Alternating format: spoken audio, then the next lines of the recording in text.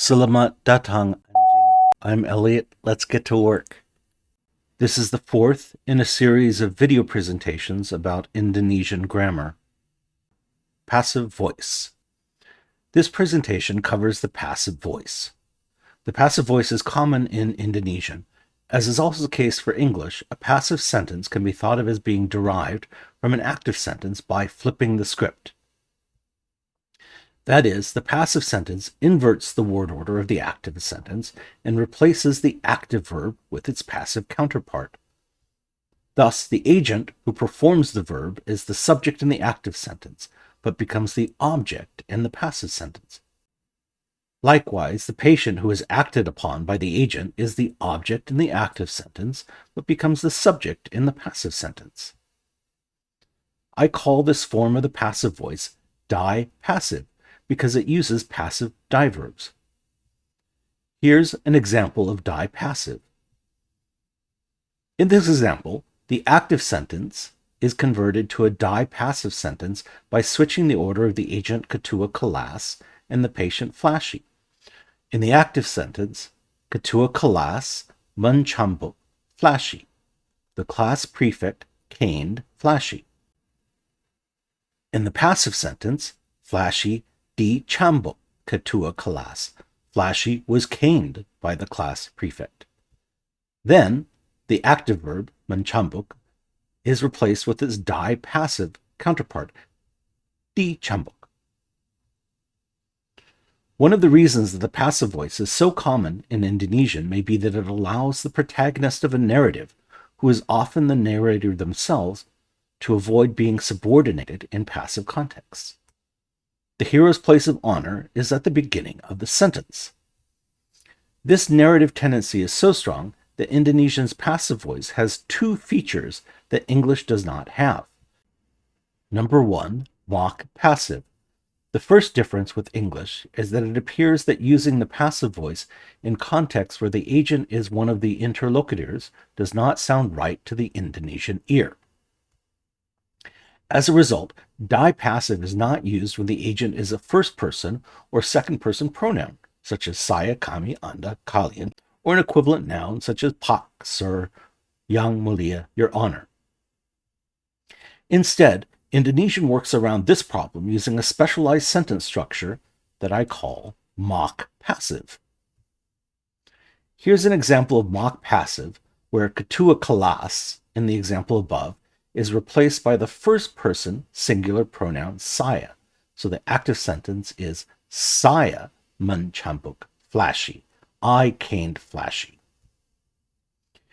In this example, the active sentence saya mencambuk flashy is not converted into the di-passive sentence flashy dicambuk saya, because this would cast the speaker as the object.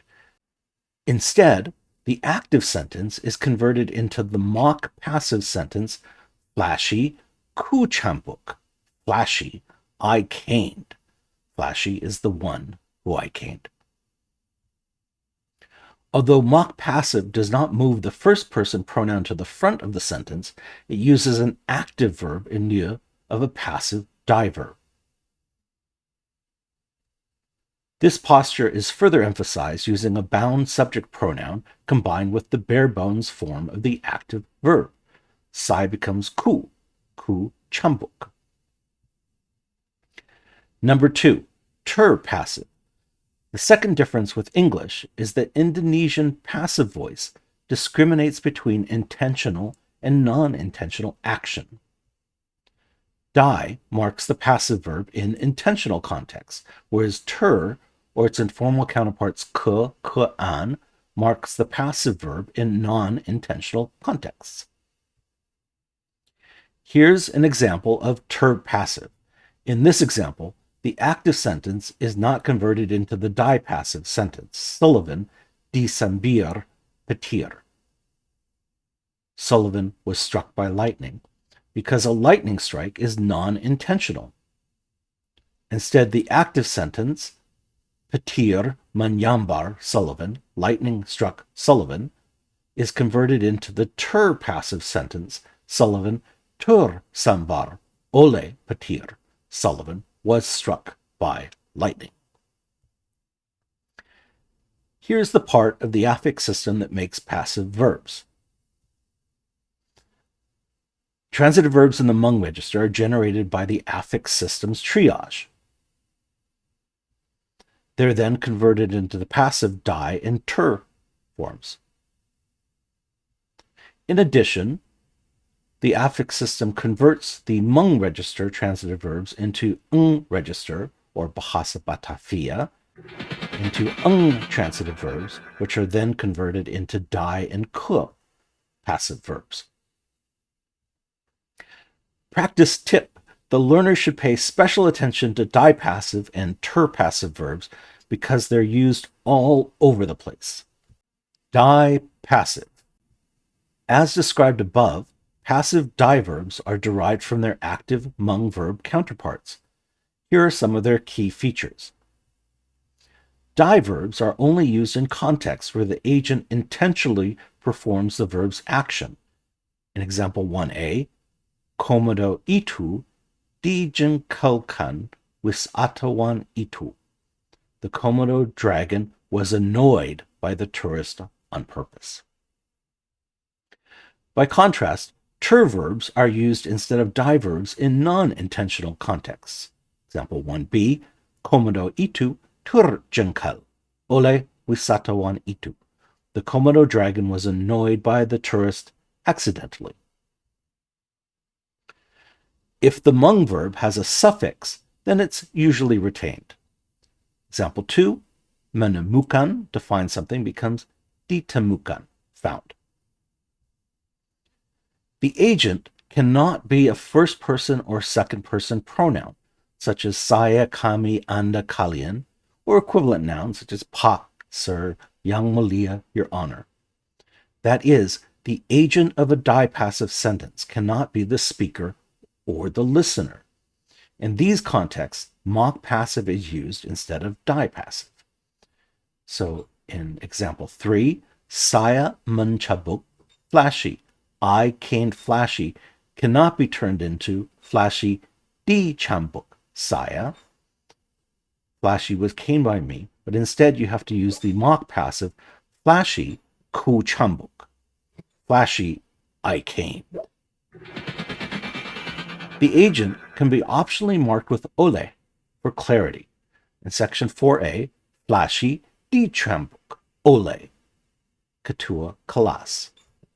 However, ole is mandatory when the agent does not immediately follow the die verb. In example 4b, flashy dicambuk lagi ole ketua kelas. Flashy was caned again by the class prefect. Die passive is often used when the agent is unknown or not relevant. In example 5a, Indonesia dideklarasikan merdeka. Indonesia declared independence in 1945. Alternatively, orang can be used as a proxy. In section 5b, Komodo saya dicuri. My Komodo dragon was stolen could be expressed as Komodo saya dicuri orang. Die passive is often used for prohibitions.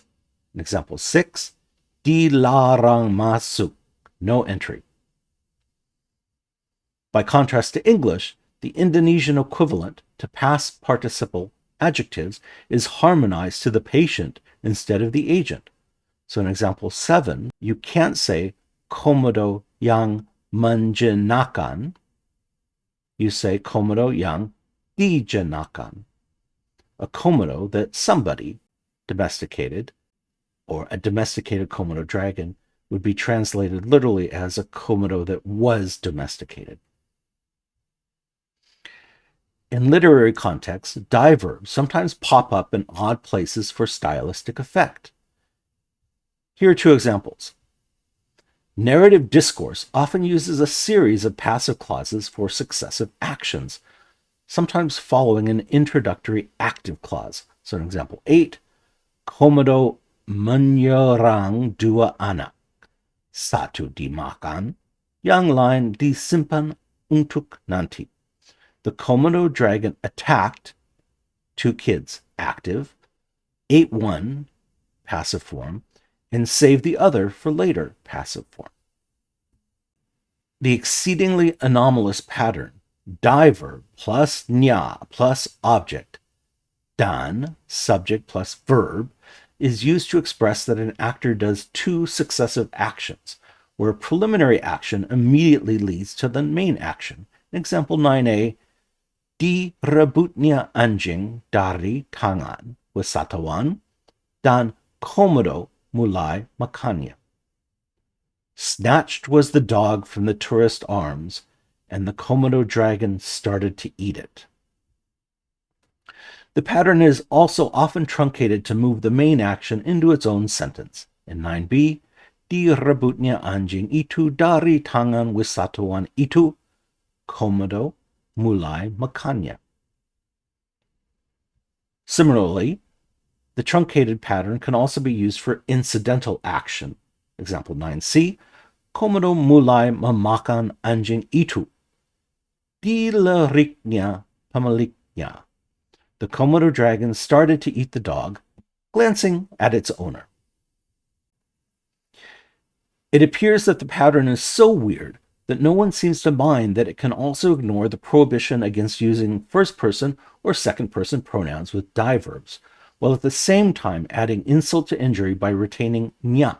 In example 9d, direbutnya, the nya actually stands in for I, saya. That's fucking crazy. Here are 3 nuances of passive die verbs. Number 1, die transitive verbs. Benefactive can verbs and benefactive I verbs are die transitive verbs. They take indirect objects in addition to direct objects. The indirect object is the beneficiary of the verb's action on the direct object. In passive contexts, the die passive forms of benefactive verbs behave differently from other die verbs. The subject of the die verb counterparts of die transitive verbs is not the direct object, but instead the indirect object. In example 1, dia membelikan adiknya Komodo. He bought his brother a Komodo dragon. The indirect object is his brother, the beneficiary. The direct object is Komodo. This turns into adiknya dibelikannya Komodo. His little brother was bought by him a Komodo dragon. However, this makes a lot of sense because the indirect object beneficiary of die transitive verbs is usually animate, whereas the direct object of die transitive verbs is usually inanimate. Number 2, fuzzy patience. As discussed above, mock passive is used instead of die passive in contexts where the agent is one of the interlocutors. Similarly, it appears that fuzzy patience, such as indefinite patience, question word patience, also do not sound right in die passive. In the case of indefinite patience, such as seseorang, someone, sesuatu, something, die passive is disfavored because Indonesian prefers real subjects. For example, a die passive sentence such as seseorang dimakan Komodo, someone was eaten by the Komodo dragon, would usually be reworked as an active sentence such as Komodo makan seseorang. A Komodo dragon ate someone. However, die passive is allowed if there's no agent, and therefore no way to rework the passive sentence into an active sentence. For example, seseorang dimakan, someone was eaten, is perfectly okay. By contrast, in the case of question word patience such as siapa, who, apa, what, reworking the passive sentence as an active sentence is doubly problematic because the interrogative mood not only prefers question word subjects at the beginning for clarity, but also disfavors linking question word subjects to verb predicates. Here is a 2-step example of Indonesian's workaround for this dilemma. The sentence Komodo makan siapa? The Komodo dragon ate who? Is usually first reworked as siapa dimakan Komodo, who was eaten by the Komodo dragon, in order to put siapa at the beginning. However, it then is further modified by nominalization with yang to make the equative sentence siapa yang dimakan Komodo, who is the one who is eaten by the Komodo dragon.